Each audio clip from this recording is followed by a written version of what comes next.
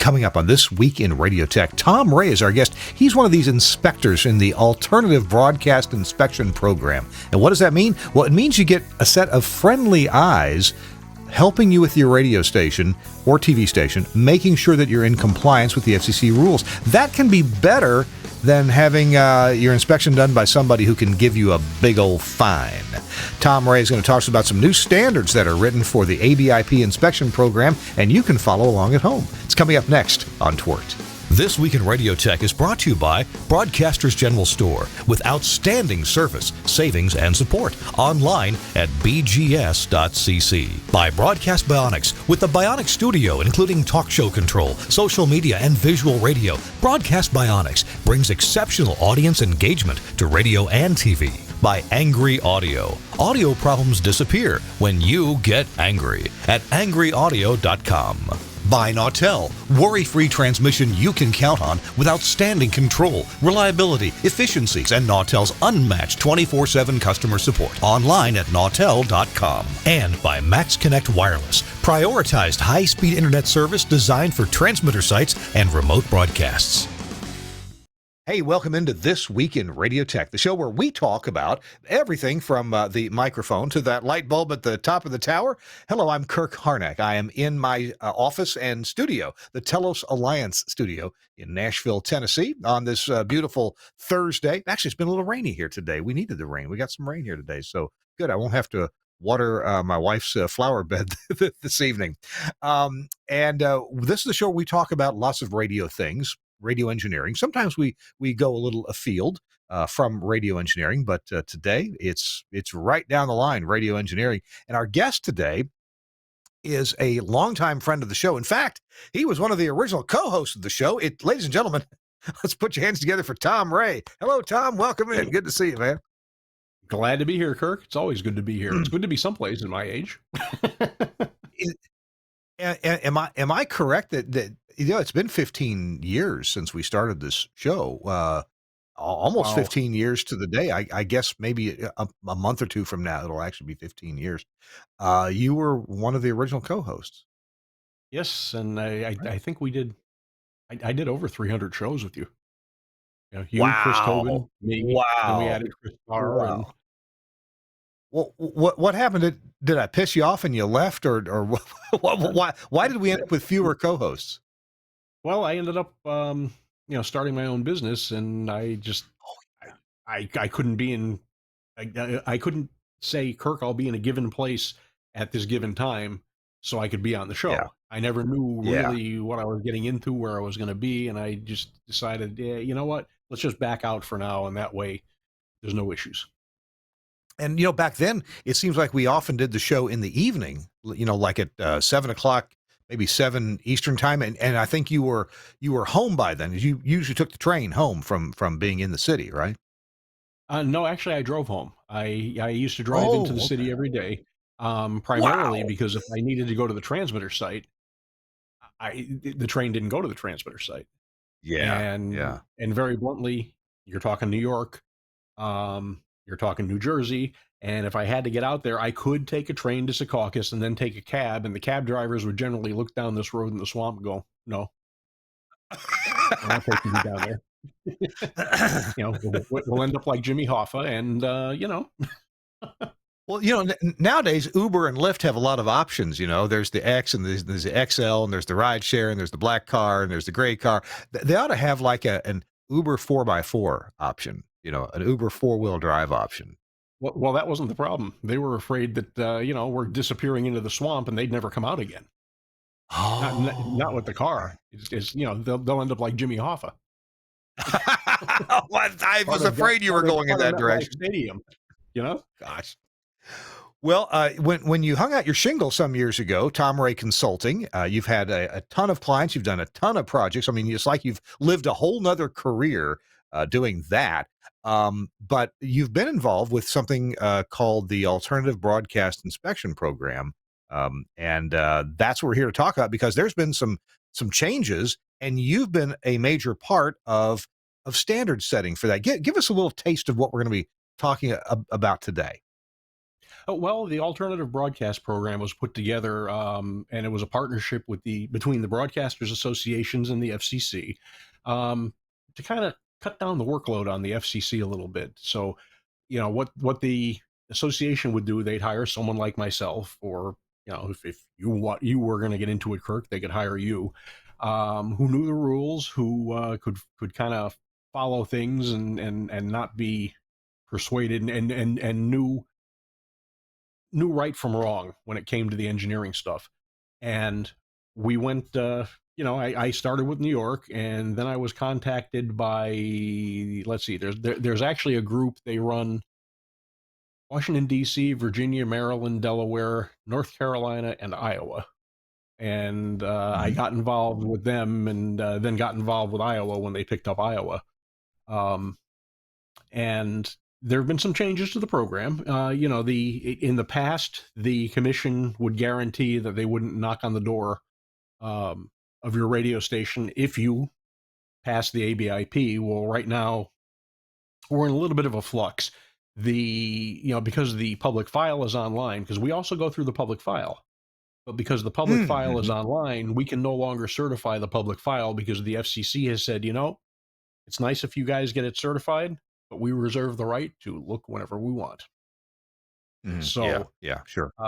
so what we do is we look through the public file and go, Kirk, you got this problem here. You really need to fix it. But it doesn't affect the outcome of the ABIP. Um, Yeah.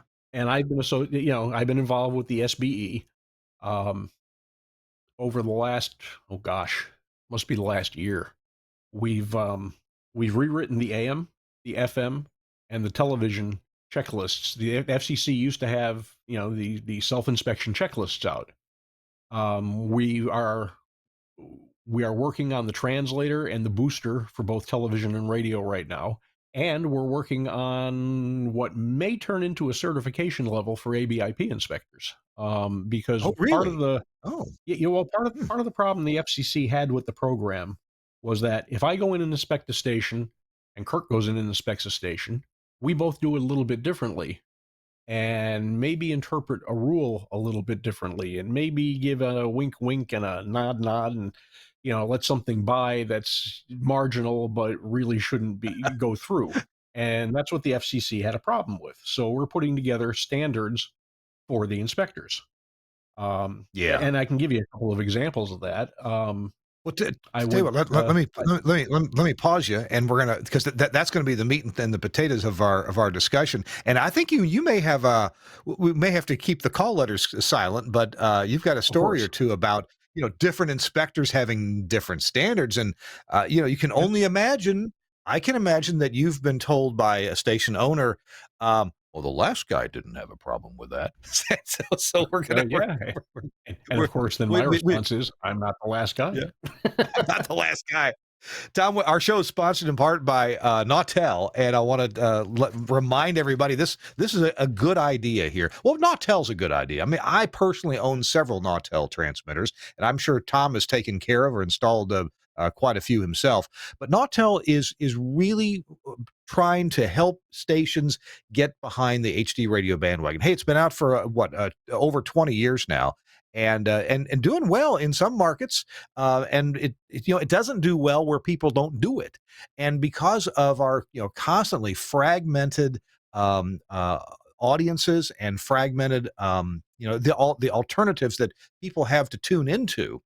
For example, I just bought a used vehicle for my wife, and it came with a 3-month Sirius XM trial, and it doesn't have HD radio in it. Frankly it's an 11-year-old car. It's a Nissan Pathfinder, and but it does come with Sirius XM. Well, we want people to get in their car, turn on their radio, and see the kind of benefits that you get with HD radio. You get, of course, title and artist, but you can get that with FM RDS, but you can also get the album art and other artwork, and with this new EAS at the Edge idea, a combination of technologies and techniques from some companies like Nautel. You can get even useful information on your dash about weather and other emergencies. Well, what's Nautel doing about this? They're doing this HD radio test drive, and it's not free. You still got to have some stuff, but they've been able to shave the cost significantly for you to try out HD radio on your station. It's the whole idea here is that you can see what potential HD radio has in your market. You can get your salespeople to sell it. You can promote it. You can find out maybe some formats that you can get out there. Maybe you've got a Hispanic community that is now in the area that wasn't there 10 years ago. Or like here in Nashville, we not only have a burgeoning Hispanic community, we've also got a lot of folks from East Africa who are here. And my goodness, I'm sure that I know that they don't have an over-the-air radio alternative. Somebody in Nashville needs to do an HD station that caters to that community. There's got to be something, or maybe just a format. Maybe you want to be competitive with somebody across town. Well, this HD radio test drive is what you want to do. What do you need? Well, you need to lease or purchase a Nautel transmitter, and it needs to be a GV2. Or if you have a GV transmitter, you can upgrade it to a GV2. And the reason is the GV2 has the hardware built in to run the software that makes this super easy. There's no more collection of importers and exporters and different boxes that you need to have and coordinate and wire up and lash things together. It's not like that. The GV2 transmitter from Nautel has everything you need. Basically, you run your several different program sources into it, and you turn it on and you transmit HD radio along with your FM from the GV2 transmitter. You can do this. You need an Xperi main station or equivalent license, an assigned trial agreement with Nautel, and then you need to provide some programming. You can do just an HD1, but hey, give this a test drive. Do an HD2, do an HD3. In Oxford, Mississippi, we're doing an alt rock format, which is popular in that college town, but we're also doing an oldies format that sounds great. It's on our HD2, and we're doing an urban AC format called 94.7 The Beat HD3, and that's popular too. So check this out from Nautel. The best way to get informed is to contact your favorite Nautel representative, like Jeff Wilson or Jeff Welton, and find out more about this, or just go to the website at nautel.com. Thanks so much, Nautel, for sponsoring This Week in Radio Tech and being such a friend to the broadcast industry. All right, we're talking to Tom Ray about the Alternative Broadcast Inspection Program. And Tom, I mentioned in a little promo that no engineer wants to get that phone call. Kirk, this is the front desk. There's a man from the FCC here, and he wants to talk to you. Do you have the rest of the day available? Right. I've had that happen twice in my career. Really? What was it like? I mean, what's that heart-stopping, blood pressure-rising fear like? Well, one station, another station in town, sent a letter to the commission claiming a bunch of things, several of which there was no way they could have done. Like they claimed our on the AM our base current. This is in the days you had to do base current measurements.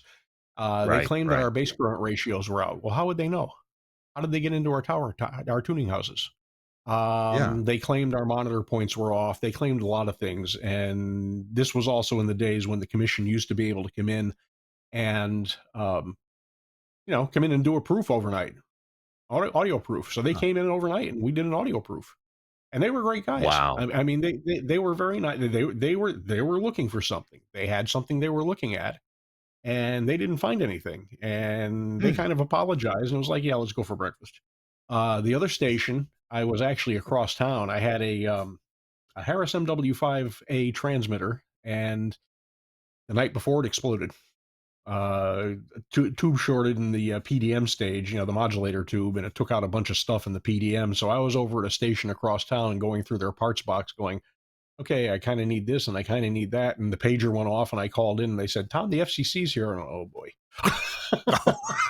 Oh no. So the day just got better or worse. Yeah. Well, I took him back to the transmitter room and he looked at the AM, and I got it. If you're familiar with that transmitter, I had it spread all over the floor. And he went, what happened? Yeah. I told him, he says, you're kind of busy. He says, let's go look at your FM. And this was the days before internet. And we had just put a brand new FM on the air at a new location. And He's standing there with the license in his hand, looking at the license and looking at the transmitter and looking at the license and looking at the transmitter. And he wrote down the readings and he went, Where'd this come from? I said, it's been on the air for 6 months. We've been licensed on it for 6 months. He goes, really? I said, yeah. He says, damn Washington. He says, can you give me a copy of that? Oh, sure. Oh, jeez. And once again, he was just a great guy. And we talked about numerous things, and they were there to educate. If you don't sit there and try to hide something, and if you're trying to do it right, if they find something, they're going to say, let's just get it fixed. Let's just get it fixed. It's not a big deal. Yeah. I mean, if it's something really, really out there and it's really bad, I mean, they're not going to be quite as nice. But as long as you want to learn, and as long as, like I said, you don't try to hide anything and you're not lying to them, they're going to treat you very, very properly. They're going to treat you very nicely. Tom, I got to believe that if inspections were done today, like they were 20, 30, 40 years ago, many, many, many stations would not pass. Or I don't know, it just feels like we're, on the one hand, our equipment is more stable and reliable than it's ever been before. On the other hand, it also sees a lot less of a person making sure it's right. Am I wrong about that? No, you're not wrong about that at all. Part of the problem, and not to alienate anybody, but not to take anybody off, but a lot of it's station management, because engineering in the transmitter site's something that's out there. It's over there. It's out of sight, out of mind, and we have other things for you to do. You shouldn't be out there. And actually, you should be, especially with an AM. If you have a directional AM, you should be. And that's where people get into trouble. I mean, I can't tell you how many stations I walk into, not only as an ABIP inspector, but just somebody who hires me to come in to do something with the station, and it's like, seriously, dudes, seriously. I mean, I've got to crawl over things to get to the transmitter. Wow. Yeah. In the building. Yeah. It's like, no, this isn't right. I can't see the base of the tower because the field is overgrown. That's not right.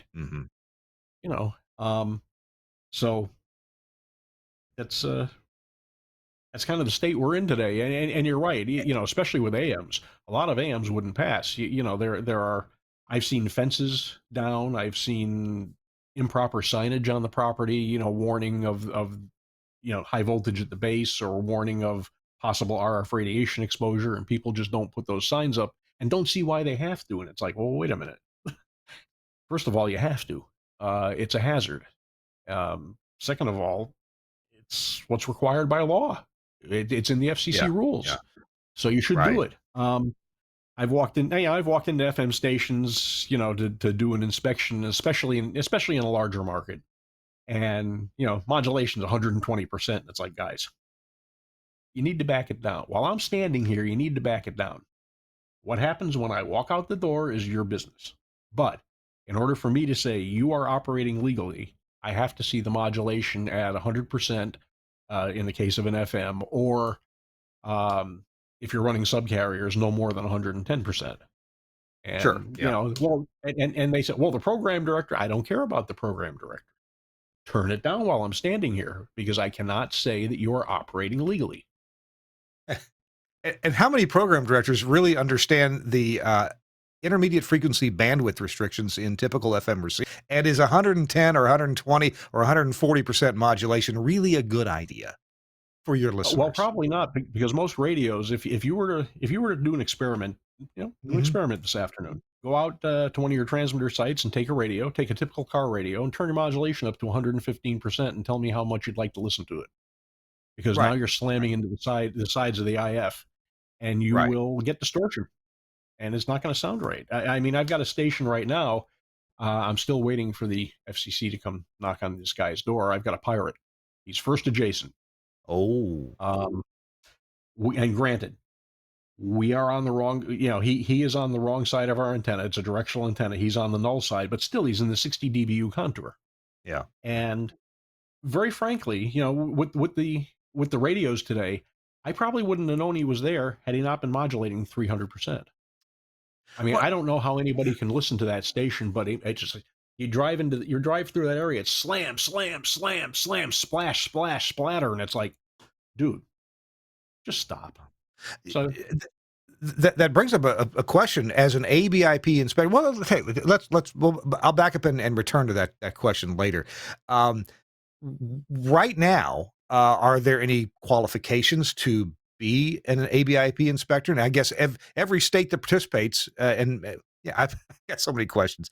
Are all 50 states participating with the FCC on this program, or most of them? I believe that all 50 states are, Okay. and the basic qualification, it's up to the state.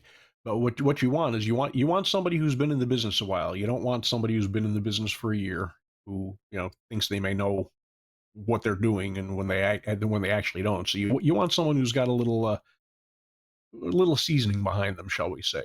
So Um, apparently and then and then there's a contract, and right, then you want between to the know the rules. FCC. There's a contract. Well, it's a contract between the FCC and the Broadcasters Association, so it's up to the Right, right. Broadcasters Association right now.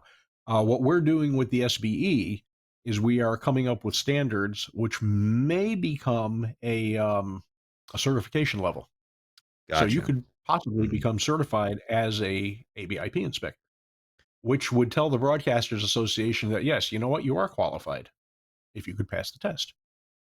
So right now, states like, for example, the state of New York, the Broadcasters Association there has hired you to be their ABIP inspector, and so there's a financial relationship there.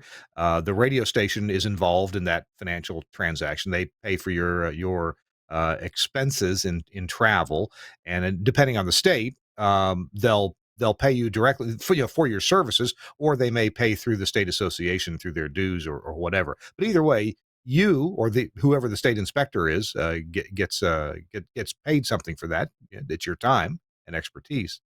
Um, is it is it how does a state go about making sure they've got somebody who's the right person to be doing this job? Well, they ask around. Mhm. In New York, Dave Donovan had asked around to a lot of stations, and he knew me from WOR. Um, and this actually all started after Hurricane Sandy. Um, Oh, mhm. I ran the SBE chapter in New York City for I don't know, I think it was 10 years. I was involved with EAS in the city of New York, which which really needed somebody to grab it by the lapels and go, okay, we need to get this tamed. Yeah. Um, and that also led to doing EAS in the state of New York. But he knew who I was. He knew. I mean, he'd been to the station before. He had talked to Rick Buckley. God rest his soul. He's passed now. Mhm. So he knew who I was. Um, and the way I got involved in the other stations, we won't talk about Iowa, but the other states, um, there were two ABIP inspectors that passed, Mhm. and the state associations didn't know what to do. And one day they were on a conference call with a big television. Oh, well, they weren't on the conference call, but there are several big television groups that do engineering conference calls once a week. And one of the topics that came up was we can't get our ABIP inspections done.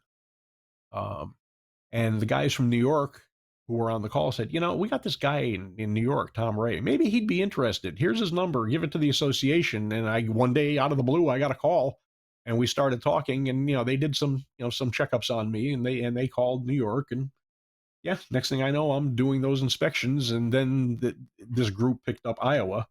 And there are actually a couple of us who do Iowa because I mean that's a huge state. Oh, I Oh, mean yeah. you can drive 7 hours and still not reach the border. Sure. Yeah. And that's interesting because most FM towers are 1,800 to 2,000 feet, and you wait for Jack and the Beans to come down. It's great. Oh my gosh. Hey, to Tom, it's time to take a quick break here. We're talking to Tom Ray, and we're about to get into what he's been doing lately with setting standards and helping to write these standards for ABIP inspectors. By the way, you, fellow engineers, maybe you live in a state where there's an opportunity for you to pick up extra income, or maybe even if you do like Tom does, cover several states, maybe even make it a significant part of your career, or maybe it becomes your career to do ABIP inspections at broadcast stations. So we'll be talking to Tom about that, and I know Tom has a couple of really funny and interesting and maybe sad stories, but Tom handles them with aplomb. It's all coming up. We're doing TWiRT here. It's our 713th episode, and our show is brought to you in part by Broadcast Bionics and this amazing video production system that is practically hands-off called Camera One. Let's check it out. Camera One from Broadcast Bionics. Designed to bring video to your audio content. Visualizing radio and podcasts for social media. Camera One can automatically create, capture and brand professionally switched video for live streaming or upload, making your production shareable. Control and configure using a web browser on any device. Camera One is available as a 4-camera or 8-camera system using the Blackmagic A10 Mini range, including the A10 Mini Extreme. You can use cameras to suit your studio and your budget. You'll need 1 camera for a studio wide shot and usually 1 camera per microphone. A standard multi-channel sound card or IP driver monitors audio from each studio microphone, and we work natively with Axia systems. Ideally, this will be a post-fader feed from each mic, although you can use pre-fade audio or a mic split if that's all you have available. These audio levels are used to intelligently switch the video feed when each contributor is talking. You can also group microphones together into one shot and use the audio from a mixer's aux bus. You can use Camera One's auto switch feature, or disable it and switch using the on-screen buttons or the buttons on the A10. Recordings can automatically start when you tell the system you're on the air. This on-air indication can be linked to your studio's red lights via IP or an Avantec Adam GPIO interface. You can quickly browse all the videos that have been automatically created during your broadcast, download them and post. Camera One is a user-installable system. You'll need a good spec Windows 10 PC, i7 with plenty of storage and 16 gig of RAM. It's better if this machine isn't used for anything else. Remember, you can control the software in a web browser on another device on your network. Camera One, a thrifty way of creating scroll-stopping video from your show or podcast from Broadcast Bionics. So cool, Camera One, and there are other products like Caller One or Bionic Table or Virtual Rack, all from the brilliant minds at Broadcast Bionics. They supply some of the biggest broadcasters in the world and small ones too. So whether you're big or small, check them out. The website, bionics.co.uk. Bionics.co.uk. Thanks so much, Broadcast Bionics, and your brilliant minds for sponsoring This Week in Radio Tech. Sponsoring us is one of the most brilliant things you've ever done. We're talking to Tom Ray. He is an alternative broadcast inspector. And that means he runs across some pretty interesting things. Tell you what, Tom, if you could, can you regale us with some interesting story real quick, and then we'll get into the standards setting process that you've been involved with. What's a juicy story? Well, sure. But before we do that, I just want to say that we're there to help you. When we come in, we're there to help you. And because I've had some people, you walk in and they kind of get a little animosity, and it's like, no. We're not the FCC. We're here to help. We're here to tell you what's wrong, so you don't get that fine. Obviously, it's always good to have another set of eyes on your facility, because you may think you're doing it absolutely right, and you may be real close, but you might not be there. So that's what we do. Would you rather hear, as a broadcast station owner, would you rather hear, I'm from the FCC and I'm here to help you? Or would you rather hear, hi, I'm Tom from the New York State Broadcasters Association and I'm here to help you stay away from the FCC? Exactly. But you wanted a story. So I'll tell you this one story. I won't tell you where it was. This station group, I think I'm going to say they had 5 FMs and they had 2 AMs. And the sad thing was, and we had talked before the break about, how some stations just wouldn't pass an FCC inspection. The sad thing was they were trying to do it right, but every site we went to was worse than the last one. The first site had a tube transmitter and the plate voltage meter didn't work. Like, well, okay, how do you tell if the transmitter's on power? Well, well, what? You got to replace the plate voltage meter. And then we went to another site and the remote control didn't work. It's like, well, you don't have positive control over the station, and that's a violation. You got to get this fixed. And I mean, it was one thing after another after another. I mean, one site they were operating at like 80%. I'm looking at the transmitter, and it's like, transmitter will do the power. It's a brand new Nautel. Why are you operating at 80%? And the engineer wasn't there. This was the operations manager. He couldn't answer the question. And I said, well, you need to bring the power up. And he was like, well, I kind of don't know how. And well, okay, I'm not going to touch it, but I'm going to tell you how to do it. And he brought it up to like 95%. And I said, okay, you're legal. You're fine. We're good. But then we went to their AM site. Ha ha ha. Oh, no. And this was unique because they had two AMs. They were diplexed, and they were unique in the fact that they both raised their power at night instead of dropping power. So they doubled their power at night. Okay. So we go to walk into the building, and the first thing we had to do is we had to cut our way into the building because it was overgrown.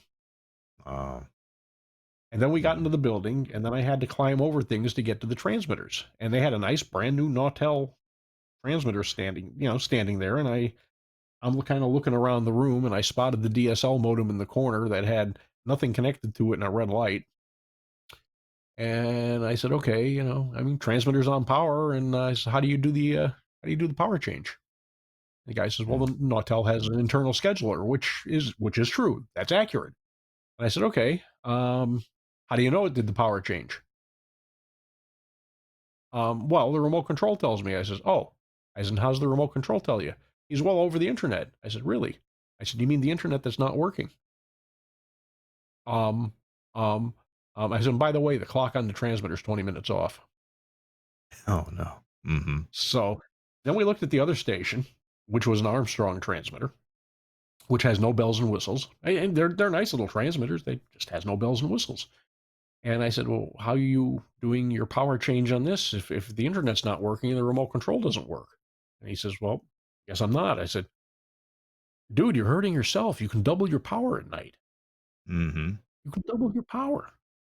So at that point, I said, let me just go out to the tower and look at the base current or base currents, because there are two stations involved. And I looked out there and I couldn't see the base of the tower. And because weeds? There was a tree this big growing right next to the tower. And I went, dude. And he said, well, our landscaper couldn't make it here. This was, I think, around 2021. He says, our landscaper couldn't make it here because of COVID. I said, dude, trees 4 inches across don't grow in a year. So eventually he got things cleared out and sent me a picture. I said, okay, I need pictures of the ammeters. He sends me a picture of one ammeter. I'm like, okay, number one, which station? Number two, where's the other ammeter? And sometimes sometimes in diplex situations, there's a third ammeter. I says, I want pictures of the ammeters. Never got them, so needless to say, they didn't get a certification. Wow.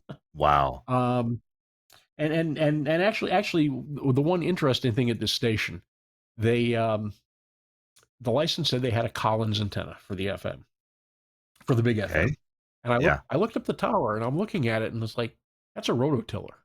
Boy, that looks like an ERI.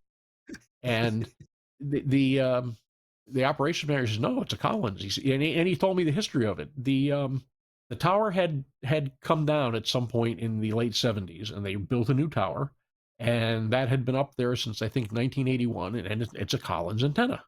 I said, okay, as if you don't mind, I'm going to do some research tonight. So I found a Collins catalog from 1980 and 1981, and sure enough, they made a rototiller antenna. So I'm guessing it was a rebranded ERI. Sure. Yeah. Probably so. It was, who knew? I mean, really, who knew? So it was like, okay, I'll believe you. It's got to be a Collins. So. And we totally expected rebranding from the likes of RCA. They had all kinds of people making stuff for them, and they rebranded RCA. But I didn't know that Collins rebranded, because I thought, well, maybe Collins also sold. Actually, Harris used to rebrand ERI. Yes, that's right. They did, but they had a little special twist, a little extra twisty to it to make it their exclusive antenna. Yeah. Correct. So, Wow. Wow. um, and you know, there's I mean, there's other things. I mean, there's actually a funny story, and I saw this gentleman the other night at an SBE meeting. Um, I was out in Iowa, and I walk into this transmitter site, and the chief engineer was on the phone, and we waved at each other. And I'm just kind of nosing around and looking around, and I I'm looking at this transmitter that they're putting together as an auxiliary, and I'm like, you know, that transmitter looks familiar. I don't know why. And then I saw there was a shipping container on the floor in front of it, so I looked at it, and it had a set of call letters from up here in New York. It's like, oh, okay, I've seen that transmitter several times on ABIP inspections in New York, sitting in a corner. So I called their chief engineer, and I said, "Stop stalking me." I've And then, inspected this transmitter before. Yeah.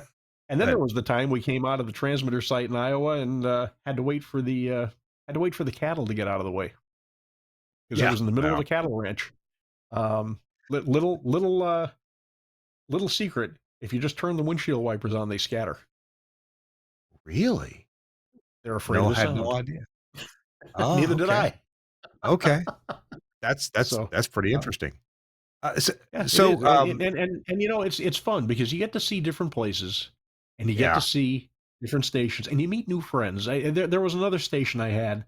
Mhm.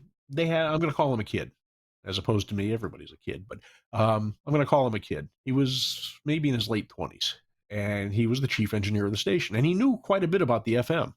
And we went out to the AM, and I remember the site because the site had Idaho dresser towers, and those are the ones that come down to an apex, which then expand down to a tripod, and they have a unique lattice design. And Hmm. the first station I worked at had Idaho dressers, so I'm kind of partial to them. And they had just been painted, and they were gorgeous. They were absolutely beautiful.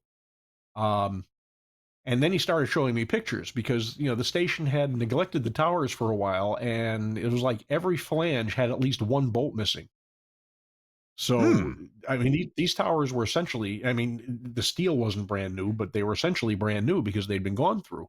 And we went into the building, and his phase angle on one of the towers was a 3 tower directional, and the phase angle was out by a half a degree out of tolerance. And I said, well, you kind of got to pull that back in.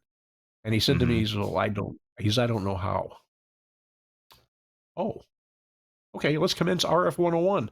So I taught him how to pull that phase angle back in on his phaser, and we went out and measured monitor points, and everything was in, and he passed, and he did a great job. I mean, he wanted to learn, and that's why we're there. That's what we do with the alternative broadcast inspection program because we're putting eyes on things, and if there's something you don't know, we're happy to help. I'm happy to tell you, and you know, from our experience and from the FCC rules. Gotcha. Yeah. Yeah. So, Tom, well, let's talk about this. Um, this set of standards that you've been working on, and Mhm. I guess I got one thing when I was doing a little bit of research for this show, although I left most of this to you. Um, I noticed I came across a self inspection checklist. Is a self Okay. inspection checklist and what ABIP inspectors have been using, are those similar? Are they related in some way? Or are they the same thing? Oh, they're pretty much the same thing. The Mhm. FCC for years had a self inspection checklist. I remember They that. had Yeah. never updated it. Uh, And if you can imagine going out and doing an ABIP on a television station, which is now digital, where the checklist is all analog. yeah. Yeah. Yeah, That makes sense. I can't ask the guy where's the color burst. You know, how's the relation to the color burst? I can't ask him things like because it doesn't exist. You know, Mhm. except in a digital format, which is not being transmitted. So we can't really ask about that. Yeah. Yeah. So the SBE, you know, we said, you know, we kind of have to put together a checklist for these stations. And the old FCC checklists were, depending on which AM, FM television, were between 12 and 15 pages. Ours are 56.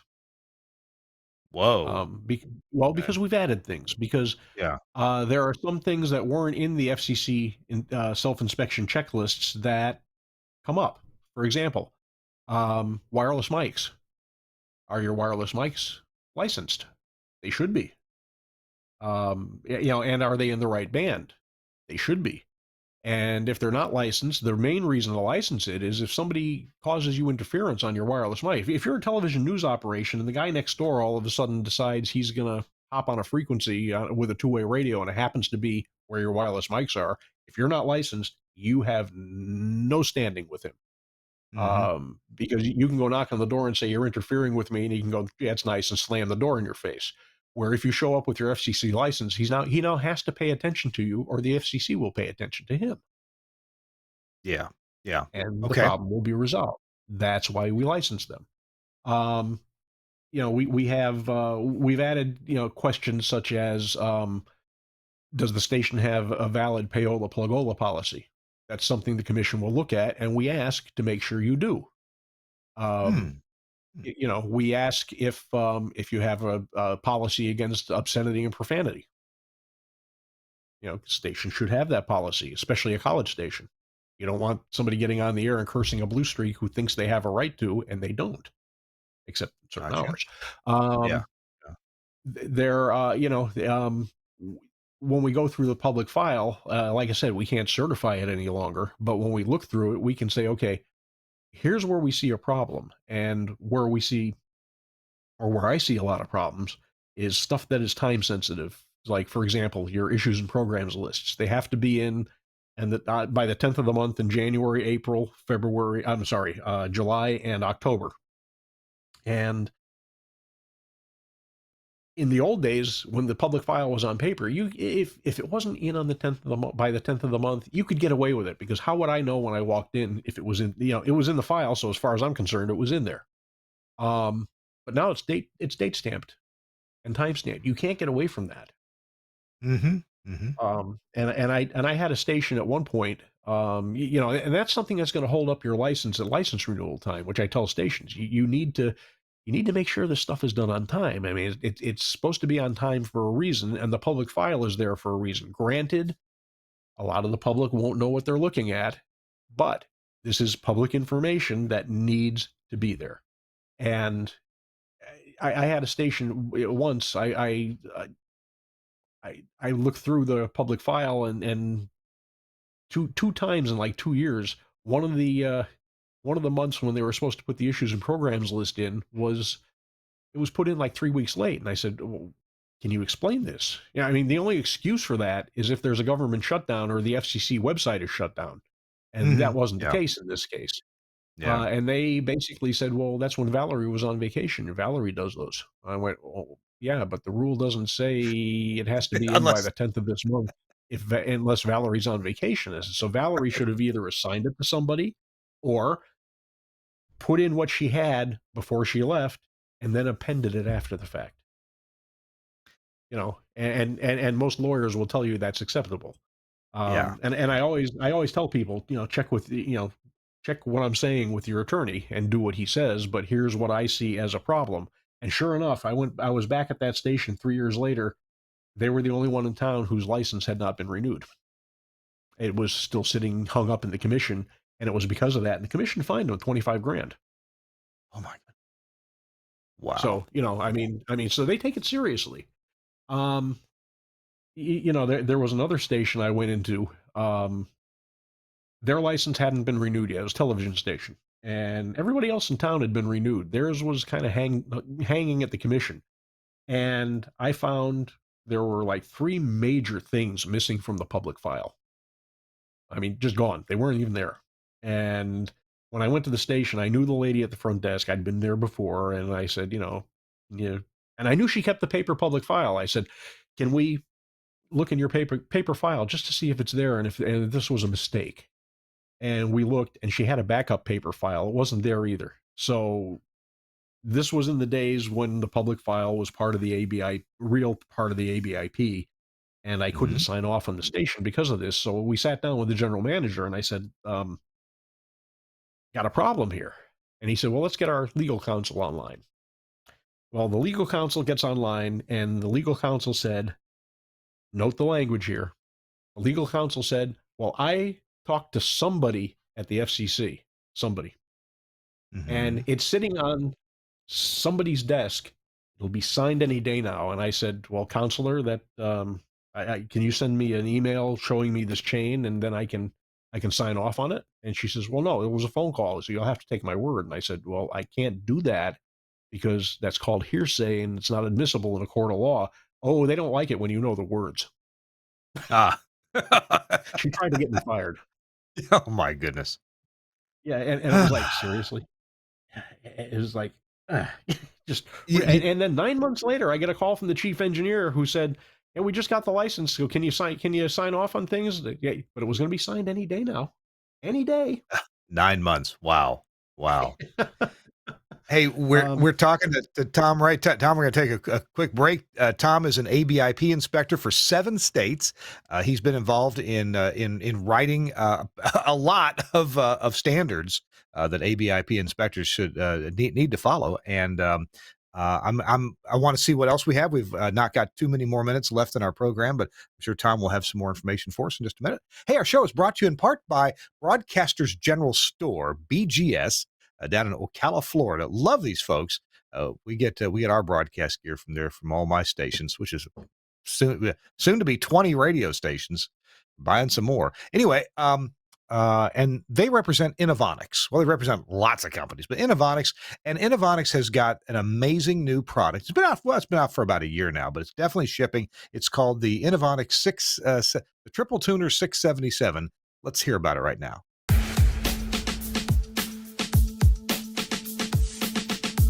The 677 Triple Tuner is a monitor receiver in a compact half-rack package. It has 3 built-in SDR-based frequency agile tuners, each one programmable for AM, FM, or weather band reception. Each receiver has a balanced monaural XLR output to provide audio to an EAS monitor or off-air monitor throughout the broadcast facility. It has self-logging alarms that constantly check for audio loss, low signal, RDSPI mismatch, and EAS alert tones. Online alarm notifications alert personnel with email or SMS messages. The dynamic web interface provides control and monitoring remotely via any web-enabled device. In addition, the 677 has remote listening available via a web stream. It allows up to 10 simultaneous stream listeners, and SNMP is fully supported. Of course, the most important feature for any radio receiver is its reception quality. The 677 handles this like a pro by incorporating a modern SDR-based design for excellent signal-to-noise ratios and rejection even in the most challenging conditions. The 677 is simple to set up with front panel OLED menu and jog wheel, giving you access to 3 selectable tuners. In addition, a built-in web server provides expanded remote setup, operation control, and remote audio monitoring via internet stream. On the front of the 677, there's an LED bar meter to indicate audio output levels, a headphone jack, and LED alarm indicators for each receiver. There's a large OLED display and jog wheel with intuitive menus for easy setup of the 3 receivers and editing over all programming parameters. Very nice. From Innovonics, the 677 Triple Tuner, available from Broadcasters General Store. And I always say they have sharp pencils and really nice people on the phone. You can call BGS, Broadcast General Store, at 352-622-7700. And their website is bgs.cc. Oh, I put a lot of effort into their website and into their back-end systems to make sure that you get the best price and you know when your delivery is going to be. They pay a lot of attention to that because they know it's important to you. Thanks a lot, Broadcast General Store, for sponsoring This Week in Radio Tech. Hey, it's Kirk Harnack, and Tom Ray is along. He is an ABIP inspector, and well, Tom's going over the changes that have occurred in the ABIP inspection program. The major one, I think, is Tom's involvement in writing standards, because the old checklist, way out of date. Tom, what more can you tell us about the process of these standards, or maybe what's new in there, or what's significant? Do station owners have access to this standards list, or is that something that you need to get your ABIP inspector out there to find out about? No, actually, you actually need to be an SBE member to download the checklist. Okay. And this is something we had talked about as a committee, and the SBE was right. I mean, not only was there our time, and we're unpaid, we're volunteers. But every time we did something and every time we came up with a draft, it had to go to legal before it went to the NAB, before it went to the FCC. And, the SBE had considerable expense put into this. So they said, you really should be an SBE member. So a lot of the Broadcasters Association have joined. And if you're an SBE member, you can just go log in and just download the checklist. And there it is. If you go through that checklist, not only does it tell you that, let's use an example, your power on an AM station has to be between 90 and 105%. It references the rule and it tells you why. Oh, wow. So all right. you can actually go look at the rule yourself and go, okay, here's where it says that. Because I have had a couple of people say, well, where does it say that? Well, right here in the rule. Here's the rule. Right here. Oh, okay. Good. Well, and rightfully so. They want to make sure I'm not just going, pulling this off the top of my head. Not that there's much up there anymore, but so it references everything. We talk about the public file. We talk about your station authorizations, which are not required to be posted anymore, but they are on your online public file, and we do go through them. And for example, if you're a television station, you most likely have half a dozen microwave licenses for ENG, transmitter, and what have you. We want to make sure that they're correct. Are the antennas in the right place, geographic location? Are your antenna structure registrations correct?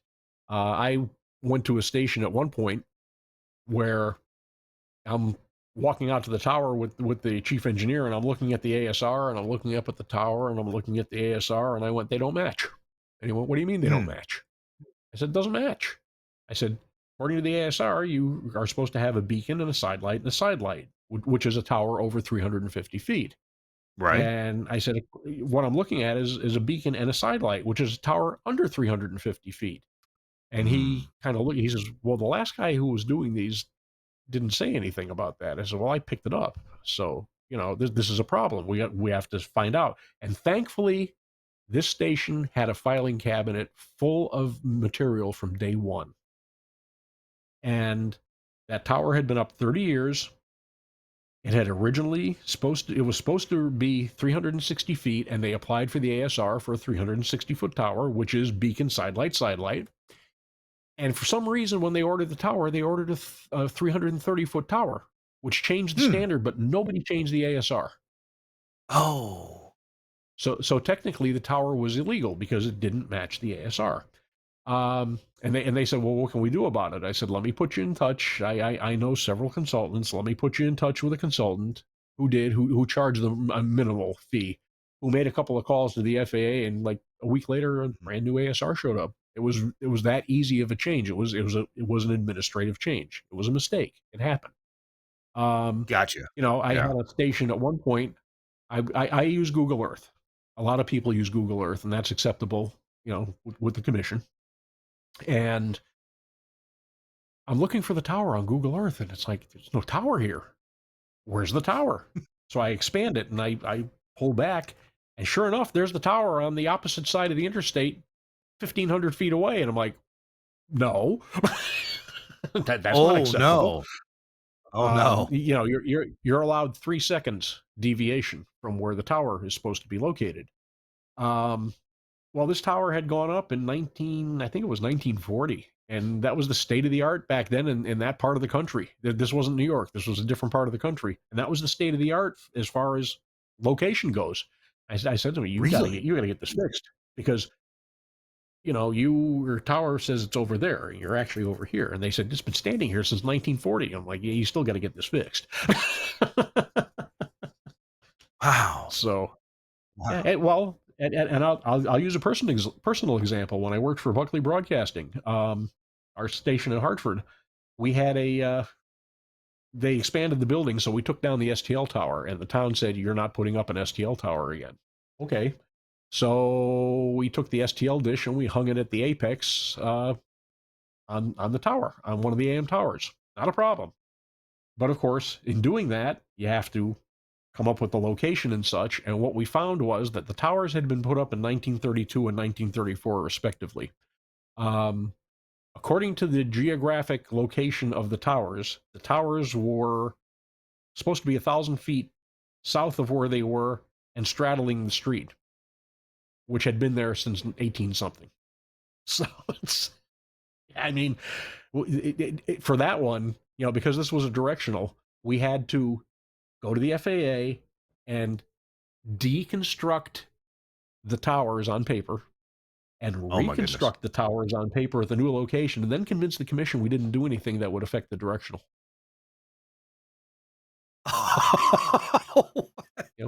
Really, we didn't move the towers. They're just standing there where they've been all along.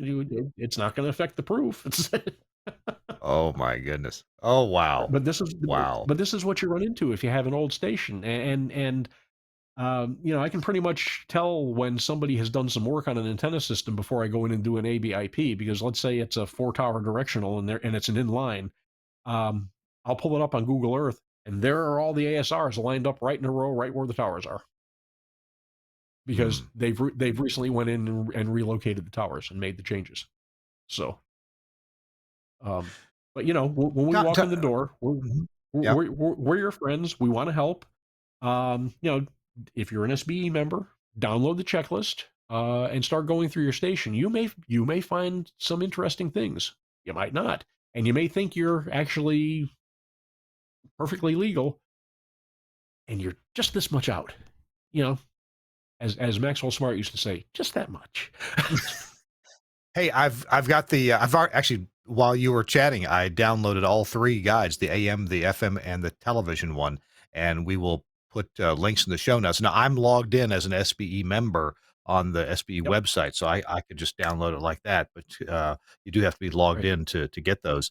But I'll provide the link in the show notes. If you look through it, you'll find that it's based on the order of things in there is based on the original FCC checklist, but we've expanded it quite a bit, and we think we've got a pretty thorough list, as did the NAB, as did the FCC.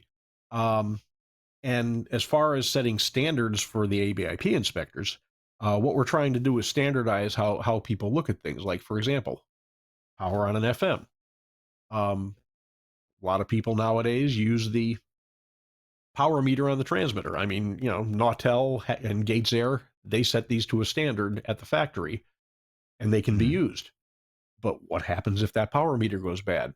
Well, now we need to do EP times IP times F, so voltage times current times inefficiency factor, which becomes a little bit difficult with a transmitter that changes its efficiency depending on the time of day. But you need to have a figure, so if that power meter goes out, you can at least say, I'm in the ballpark. I'm real close. Yeah. So that's what we need. And what we don't want is an inspector walking into a station and assuming it's EP times IP times F when you're using the meter on the transmitter, because those two can be, or maybe you're using a bird watt meter in the rack. Those two can be off. Yeah. Sure. So, so we've been having those discussions lately. Remind me and our audience, when you get an ABIP inspection and you pass that inspection, maybe you had a couple things to correct, but now you've passed that inspection. What are the benefits to the broadcaster by passing an inspection, whether it's you or a different ABIP inspector? Well, the benefit is that the station, somebody with a different set of eyes has looked at your station and gone through this checklist with, which is based on FCC regulation.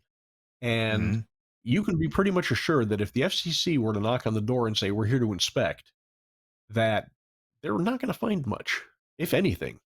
And that's our goal, to make sure that you're not going to get in trouble with the commission. And many times, it depends on who. Depends on the commission. Depends on the inspector they send out. You may say, look, I passed my ABIP, last month, and he may go, okay, I'll leave, but let me look at your EIS logs just to make sure. Okay, so if you pass an inspection, I thought that implied that you were not likely or going to be inspected by an FCC inspector unless there was a complaint or some other reason Well, for them to. that was before. Right now, the FCC is kind of waffling on that because they've got the online public file, and Mhm. they've brought up with us the fact that in each state and each inspector does it a little bit different. So they're looking to get us standardized, in how we do it and what we look for and why we look for it and how we handle it if we find something off. Um, and then they'll probably go back to that. But at least this way, there's an assurance to the station, and if the commission does walk in, and chances are they're Mhm. probably only going to walk in if there's a problem, or if Washington said we want to make sure everybody's in compliance with EAS, go knock on doors. Um, Yeah. Yeah. that will give them an assurance if you can show them that certificate that you are paying attention. You're doing what you're supposed to do. You passed this program, um, and chances are they're not going to be looking. But I I do have an interesting FCC story to tell you when you're sure, ready. sure. No, go ahead right now. Good Okay. time. Well, years ago there was a guy. He was out of the Boston office, and he everybody in Connecticut and Massachusetts and Rhode Island and all of New England, everybody knew this guy. He was known to be tough, but he was fair, and he was actually a good guy, and we were all friends with him. And when he retired, there was a retirement party thrown, and he told a story about showing up at a station one day. And this was in the days before you could, run it on autopilot. And he showed up at the station, not a car in the parking lot, and he walks in, doors wide open. He walks right in, and nobody there. Calls out, nobody there. Walks around the station, nobody there. Okay, he went back out to his car for an hour. Nobody showed up. He walked back into the station, called out again, walked around again, nobody there. Walked into the transmitter room, did the readings, saw the keys to the dog. This is an AM. Saw the keys to the dog houses hanging by the door, walked out and did base currents, came back in the building. Nobody there. Went back to his car for an hour. Came back in the building, called out, nobody there. Nobody there. So he walked into the transmitter room and he hit played off. And went back to his car for 2 hours. And then walked in the building and went played on again. And went back to his car. And 45 minutes later, a car pulls in. It's the general manager. So he introduces himself and shows his badge and the whole bit and says, do you have any problems today? Were you off the air at all? And the guy says, oh, no, everything's great. You better call your wife. You're going to be here for a while. Oh, my gosh. Oh, my goodness. Well, I'll tell you, I got a comment, but I'll save it for after our last commercial break. Be ready for the tip of the week, Tom, and I'll have a comment. And got a great comment from Margaret Bryant. She made a post, a comment on my Facebook page when I was promoting today's show. Haven't talked to Margaret in years. Isn't she awesome? She's just terrific. She's a great lady. The pet photography now, but yeah. Hey, our show's brought to you in part by Angry Audio and the Rave audio console from Angry Audio. This thing is so pretty. It's a little analog audio console. It has up to 8 stereo line inputs and up to 4 mic inputs. It has 2 output mix buses, 2 mix minus outputs with talkback on each of them, and flexible monitoring for the board operator. You can also control what the studio guests will be hearing, and they have talkback as well, plus automatic monitor muting, of course, when the mics are open. Crystal clear metering and tally lights, and the control surface is really gorgeous. It's machined and anodized aluminum, so the markings are all laser etched, and they never, ever wear out. You get easy installation with Studio Hub RJ45 connectors for your line inputs and outputs. You have XLR inputs for microphones, that's traditional, and a built-in power supply with no wall wart, mic and line remote logic, warning and user tally outputs for lighting on-air signs and enunciators, and you get preview or cue on every channel. Very smooth faders, avionics-style switches with LED illumination, and a sleek, low-profile desktop design. So check this thing out, the Rave console. It's an analog console from Angry Audio, and these things are shipping now. Good looking console. People are loving this thing. Thanks a lot, Angry Audio, for sponsoring this week in Radio Tech. Hey, the other sponsor I want to tell you about is Max Connect. And, we've talked about the different, specific services and products that Max Connect does. But Max Connect also does complete broadcast technical solutions. They do engineering and they do integration and connectivity solutions between studio, transmitter, different studios, that kind of thing. In other words, they can really consult with you. Let's say that you're in a market where, hey, maybe your contract engineer can take great care of the transmitter side, but is not up on a lot of the latest techniques and technologies. Well, Max Connect can find out what you need. You can talk to them about that. They can give you a plan and then implement that plan. They can do transmitter installation, of course, transmitter side upgrades, tower services they're offering, grounding installation and upgrades, and so many stations need to have that grounding right. Site monitoring and control. They're really good at designing a remote control solution for you for monitoring. Due diligence inspections. Maybe you're selling, maybe you're buying. They do NRSC measurements. They also have streaming services. So if you need to stream your radio station, or maybe you're not happy with your current streaming supplier, well, they do streaming services at Max Connect. And they also do automation, installation, and setup. This is a complicated process for a lot of folks, and Max Connect makes this easy. You can check them out, all the services that they offer, the things that your station needs, and maybe you're having a hard time getting, maxconnect.com. It's MAXXKONNECT, maxconnect.com. We'll have a link in the show notes, and you can talk to Josh Bone if you need to. Josh is a good friend of mine and a fabulous engineer, and he's got a whole team of excellent engineers that take care of these services for you. Thanks a lot, Max Connect, for sponsoring This Week in Radio Tech. We're with Tom Ray here talking. Wait a minute. What? You said on that Angry Audio console that the etching will not wear off. Hey, Mike Dosh, challenge accepted. Send me one. Well, I'm sure he'll sell you one, and then you can try it. So, hey, real quick, I got this note from Margaret Bryant. She says, I remember one time I got inspected. I happened to be wearing at this radio station. She said, I was wearing a skirt and a jacket that day. Unusual for me, she says. The FCC inspector asked to see the chief engineer, and I came down to greet him. Well, he looked me up and down and said, well, that's different. I knew everything was in good order, but this was not a good start. Long story, but he was actually he was petty about some things. Petty is what Margaret says. The transmitter site was so clean, you could just about eat off the floor. And when he saw that, he actually changed his tune. He didn't know that Margaret was working with the FCC engineer in charge of the district on some FEMA issues. Okay. They apologized to me and all was good. Later, the inspector called me for help on other problems. I guess he realized that I was okay after all. So You bet. good on you, Margaret Bryant. Exactly. Oh, when goodness. I walk into a station, I don't care who it is. I don't care if it's male, female.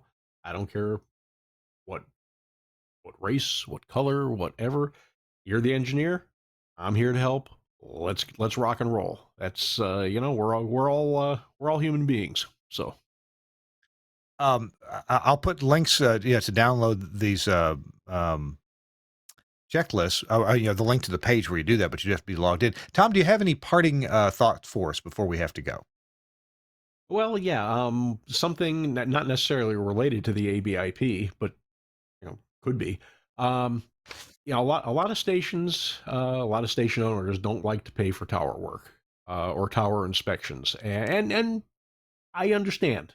They're expensive. If you sit down and talk to a tower guy nowadays, some of the things they're up against, the cost of insurance, the cost of their equipment, it's up there. They have to charge what they're charging, and OSHA regulations. They can't just send one guy out to climb the tower anymore. It's usually a team of three. So I had a station recently that in January, the area they're in, they're in an area where they don't really, it's windy, but they don't get hurricane force winds, and they had hurricane force winds. And about a month ago, they had almost hurricane force winds come through with really heavy driving rain. And all of a sudden they ended up off the air. So now, it's located at a television transmitter site. So I talked to the engineer, the TV engineer, and he kind of opened up the connector at the bottom and didn't see any water. This was an air line. So he put the thing back together, and we called a tower crew, and they went up, and what they found was that two of the 4 bolts on the connector were attached to the antenna had loosened up. And this was, the antenna did not need to be pressurized, so it had a gas block there. But the water forced itself, because of the loose bolts, it forced itself above the gas block and shorted the antenna. It shorted the transmission line. Wow. So they took it apart and dried it out and opened the top of the antenna to make sure, and it was dry up there. Put it back together, SWR 1.05 to 1. Wow. So I hadn't. It pays to have the stuff looked at and the bolts tightened, because it loosened up just enough. And up at 400 feet up the tower, that wind was different, and the rain was driving harder up there, and it drove it right into the flange. Wow. So, interesting. Talk to the general manager. You gotta do that. And I've also had a satellite dish once where, they told me they had no satellite signal. I showed up and it was 90 degrees out because the wind had grabbed it. And I know for a fact that thing was locked in place. I couldn't move it. And 2 weeks later, the thing's looking this way instead of where it's supposed to be. And I grabbed it. It was like I never tightened it. I grabbed the thing and pulled it right back into position. It was like, are you kidding me? So that's what wind does. Wow. Yeah. And especially up high, wind can really ravage and rattle and shake things loose. Tom, I appreciate you being with us on this ABIP program. We'll have links in the show notes to give you guys more information about the ABIP program and how it can really help you. You'd rather be inspected by a friend than inspected by somebody who can write you a big old fine. So get that taken big care time. of. And it's money. It's money well spent. It's money well spent to have that assurance that if the commission were to walk in, you're going to be just fine. Yeah. Yes, indeed. Tom, thank you for being with us. Appreciate you taking time and your experience going into these checklists and you sharing that with us here today. Hey, we got to go. I want to thank Suncast for producing today's show. Thank you very much. We've got another wonderful show coming up next week. And if you give me just a second, I will make sure. Oh, yeah. Next week, we're going to check out some incredible new studios that are still under construction right now. They're not finished yet. We're going to try to look at one that's mostly finished, and we're going to see how these gorgeous studios, I mean, money ain't a big object here. These are some really pretty studios, and there's some construction techniques and ideas for the furniture that I think you're going to really appreciate. It's coming up next week. I'm going to keep it a secret as to where we're going to be. Secret location, okay? And we got to go. We'll see you next week on This Week in Radio Tech. Bye-bye.